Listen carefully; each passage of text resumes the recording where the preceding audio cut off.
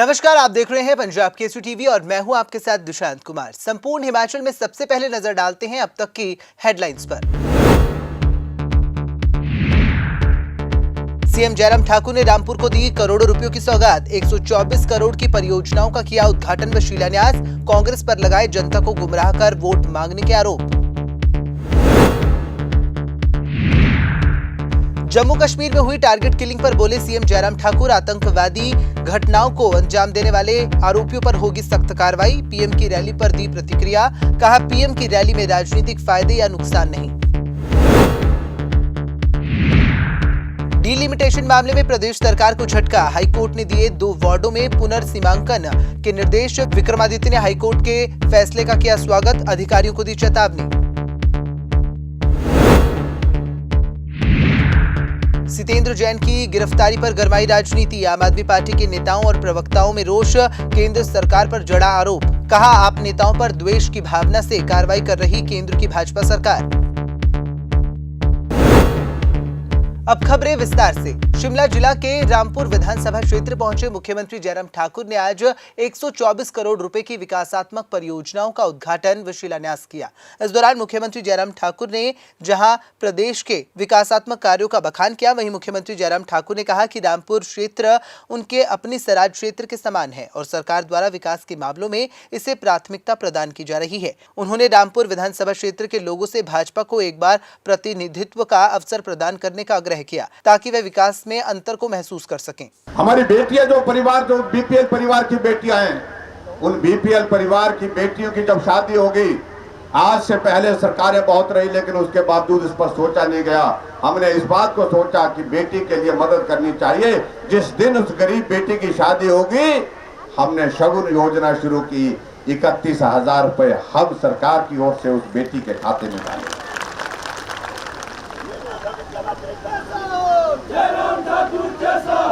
हमने पहली कैबिनेट की बैठक में निर्णय किया कि 70 साल के ऊपर बुजुर्गों के लिए सबके लिए पेंशन का प्रावधान होगा और 70 साल की पेंशन के साथ साथ में पिछले साल हमने तय किया कि 65 साल से ऊपर जितने भी हमारी माताएं हैं उनको भी पेंशन का प्रावधान करेंगे।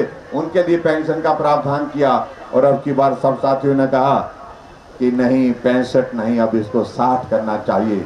हमने तय कर दिया 60 साल के ऊपर जितने भी बुजुर्ग हैं सबके लिए पेंशन का प्रावधान होगा। पेंशन का प्रावधान शुरू कर। तो हमसे पूछते कि कुछ नहीं किया। उनके जमाने में 50 साल सत्ता में रही पार्टी,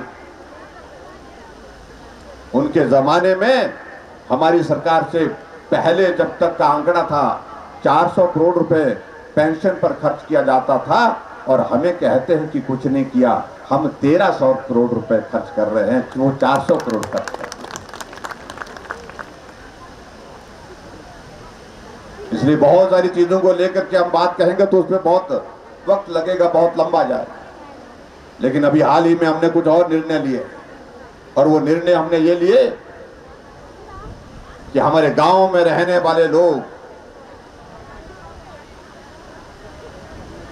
उनके घर के लिए हमने पानी का कनेक्शन दिया। आदरणीय प्रधानमंत्री नरेंद्र भाई मोदी जी हिमाचल प्रदेश में अभी 3 दिन पहले 4 दिन पहले आए थे। उन्होंने अपने भाषण में कहा कि अगर सबसे बेहतरीन कोई राज्य का अगर जल शक्ति मंत्रालय में सबसे बेहतरीन कर रहा है, जहां हर घर को जल, हर घर को नल और नल में शुद्ध जल, इस योजना को आगे बढ़ाने में कोई प्रदेश सबसे आगे है तो उसमें हिमाचल प्रदेश नंबर 1 पर।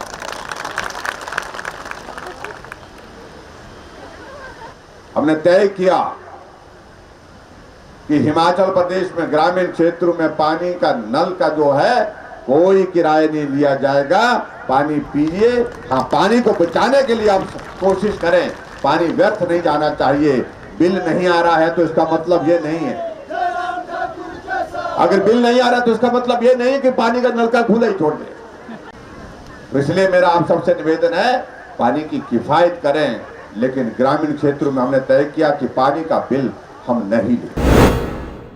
वर्ल्ड बाईसाइकिल डे पर धर्मशाला पहुंचे मुख्यमंत्री जयराम ठाकुर ने नगर निगम धर्मशाला द्वारा आयोजित की गई साइकिल रैली को हरी झंडी दिखाई। इस दौरान मुख्यमंत्री जयराम ठाकुर ने जम्मू कश्मीर में हुए टारगेट किलिंग को लेकर मामले में केंद्र सरकार द्वारा मामले के संलिप्त आरोपियों पर सख्त कार्रवाई की बात कही। वहीं पुलिस भर्ती पेपर लीक मामले में विपक्ष द्वारा उठाए जा रहे सवालों पर मुख्यमंत्री ने कहा कि शायद विपक्ष को पता नहीं है कि उन्हें क्या कहना है। अनफॉर्चुनेट है और मुझे लगता है कि इस बात को हमने 1990 के दौरान देखा था, 1989 और 90 में, जहां टारगेटेड किलिंग शुरू की थी उनने वहां पर जो आतंकवादियों ने, जिसमें दूरदर्शन के डायरेक्टर को मारा था, हमारी पार्टी के एक वरिष्ठ नेता टीकालाल टपलू को मारा था, और ऐसे एक नहीं बहुत सारे लोगों को इस प्रकार टारगेट करके किया था।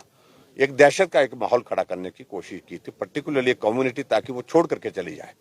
और ऐसी स्थिति में जब लगभग वो कम्युनिटी वहां पर से छोड़ करके चले गई है, विवश होकर के वहां से उनको जाना पड़ा है, उनको ऐसा लग रहा है कि हालात इस तरह के पैदा हो कि दोबारा जिस तरह का दबाव बनाया जा रहा है वो वापिस आ जाएं, वापिस बच जाएं, फिर उनके लिए इस तरह की कठिनाई।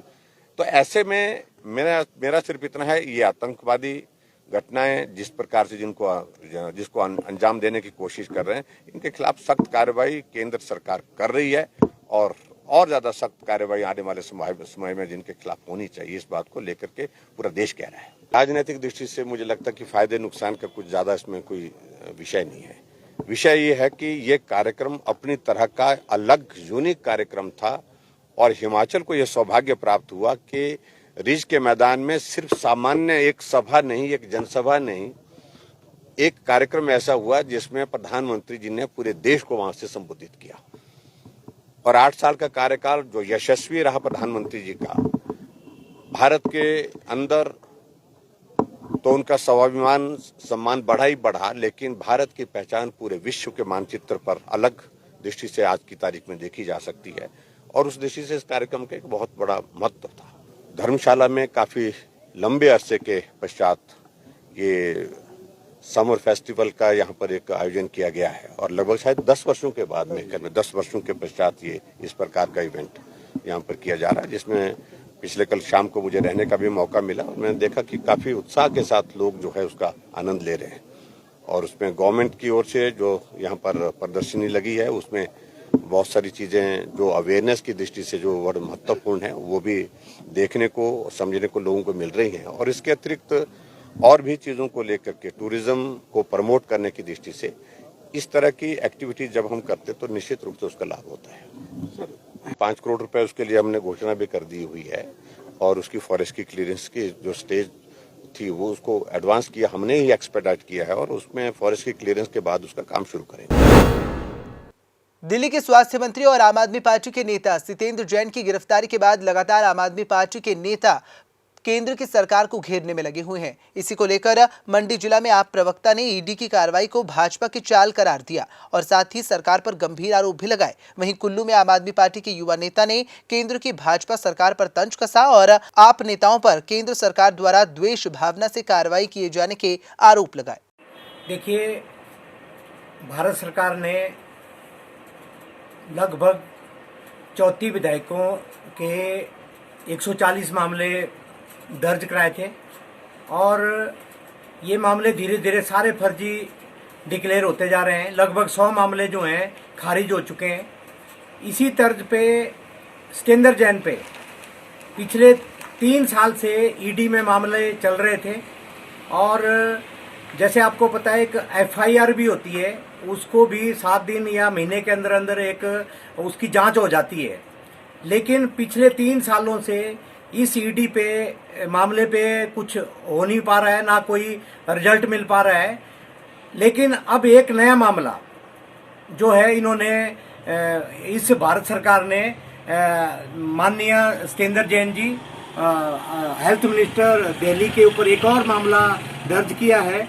इनका सिर्फ कार्रवाई करने का, ये मामला दर्ज करने का एक ही मकसद है कि किसी तरह से आम आदमी पार्टी जिसके कदम पूरे भारतवर्ष में बढ़ते जा रहे हैं बहुत तेजी से, उसको किसी न किसी तरह इनको उलझाया जाए, और इस मामले को जो है जिसके कारण आम आदमी पार्टी के नेता विभिन्न राज्यों में ना जा सके। देखिए, आज जिस प्रकार जो भी ये ईडी जो डिपार्टमेंट होते हैं ना, ये सोचने वाली बात है, ये सिर्फ चुनावों के वक्त ही क्यों एक्टिव होते हैं। जिस प्रकार आपने देखा होगा पंजाब इलेक्शन में भी श्री सत्येंद्र जी के खिलाफ दोबारा से ईडी ने एक मुकदमा दर्ज किया था और उन्हें कुछ दिन हवालात में भी रखा था।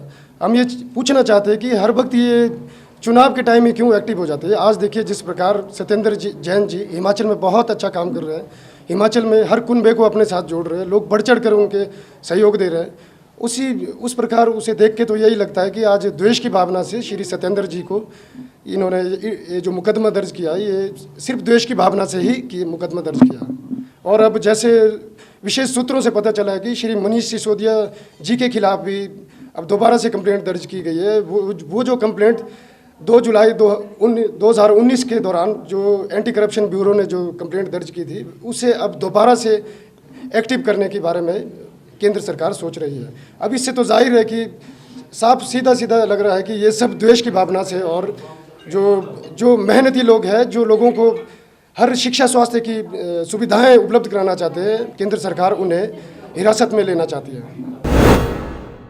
नगर निगम शिमला में डीलिमिटेशन को लेकर हाई कोर्ट ने आज बड़ा फैसला लिया। आपको बता दें कि हाई कोर्ट ने इस दौरान शिमला नगर निगम में 5 वार्डों में दोबारा डीलिमिटेशन को लेकर निर्देश दिए हैं। बता दें कि शिमला नगर निगम में किए गए 2 वार्डों में पुनर्सीमांकन पर हाई कोर्ट ने शिमला के उपायुक्तों को पुनर्विचार करने के निर्देश जारी किए हैं। पुनर्सीमांकन को लेकर उच्च न्यायालय में 3 याचिकाएं दायर की गई थी। याचिकाओं में 2 याचिकाएं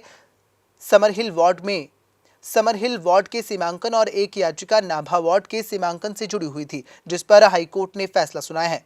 यहाँ पे 3 याचिकाएं लंबी थी, 2 डीलिमिटेशन को थी और 1 रिजर्वेशन को लेके। तो जो डीलिमिटेशन से रिलेटेड थी वो एक नाभा वार्ड से थी और एक समरहिल वार्ड से थी, वार्ड नंबर 11 और वार्ड नंबर 5 से।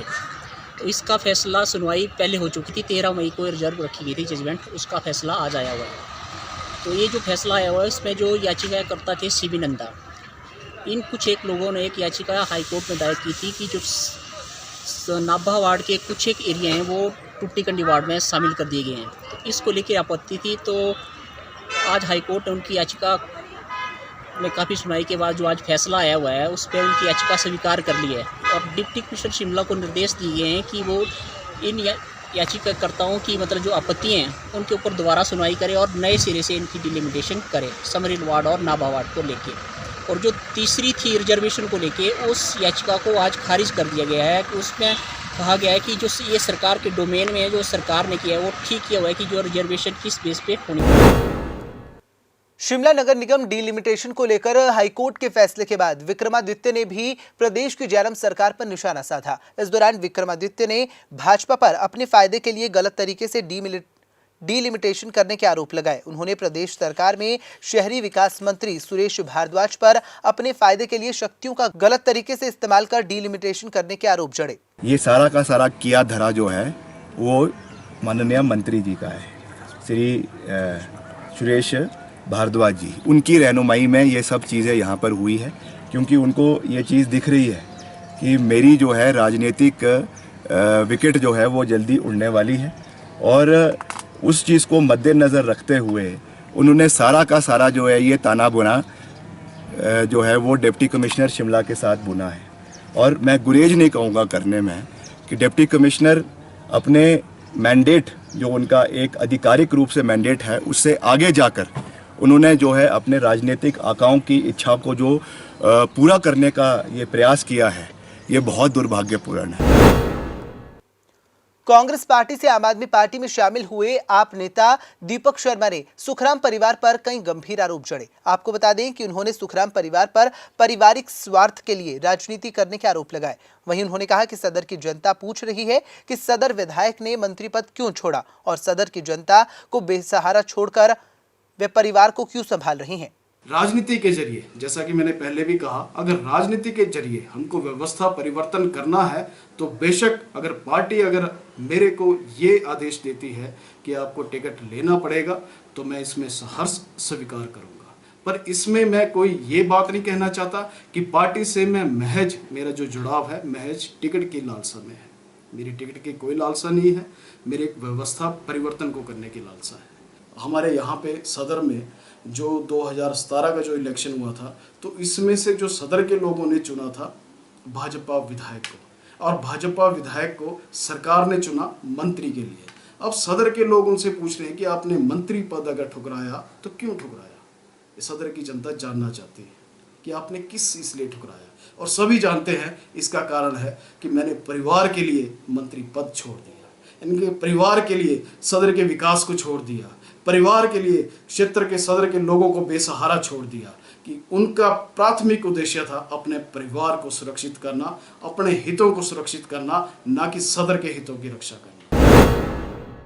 यूजीसी पे स्केल को लेकर लगातार जारी विरोध के बीच आज एक बार फिर यूजीसी मामले को लेकर विश्वविद्यालय और कॉलेज के शिक्षकों का विरोध देखने को मिला। इसी कड़ी में आज all India university and college teacher joint action committee ने प्रेस वार्ता कर सरकार से 2016 से लंबित पे स्केल को जल्द लागू करने की मांग की। वहीं मांगे पूरी न होने पर आंदोलन की चेतावनी भी दी गई है। उन्होंने कहा कि शिक्षकों का काम बढ़ाना है, लेकिन पे स्केल लागू न होने के चलते वित्तीय नुकसान हो रहा है, जिससे उन्हें मजबूरन आवाज बुलंद करनी पड़ रही है। एक ही जो डिमांड है हमारी सारे शिक्षक समुदाय की तरफ से कि 2016 से हमारा स्केल जो है यूजीसी पे स्केल ड्यू है और आज 2022 हो चुका है। 6 साल का विलंब जो है अब हमारी जो एक सब्र की सीमा है उसको क्रॉस कर रहा है।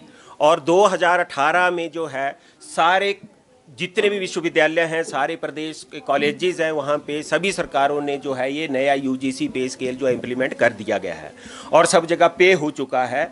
और आज यहाँ विश्वविद्यालय और कॉलेजेस के जो शिक्षक हैं आज उनको बाहर आना पड़ रहा है, तो अपने आप में एक बहुत बड़ा मुद्दा बन रहा है। शिक्षकों में रोष है कि जो है हमें ही इस चीज़ से क्यों वंचित रखने की कोशिश की जा रही है।